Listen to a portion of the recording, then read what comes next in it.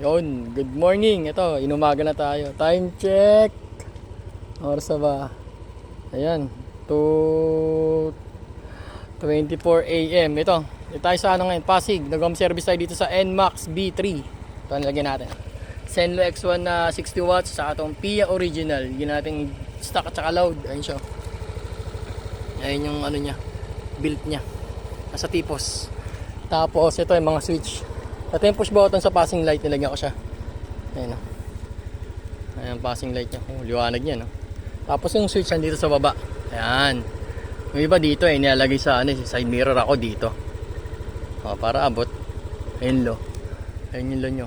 60 watts lang po yan. Ang lakas. O, yung high. Yun o. Sila o. Tapos passing light sa high. Ayan. Push button. Ayan o. Sa high. Pag naka-high, low. O pag naka-off naman, sabay. Tapos sa horn natin, nandito yung switch niya, yun, no? Pag stock, ayan.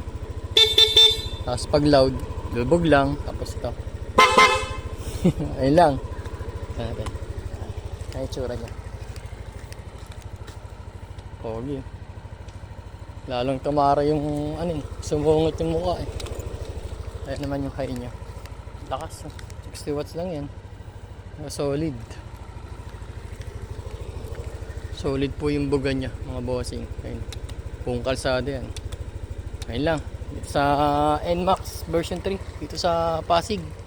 Thank you.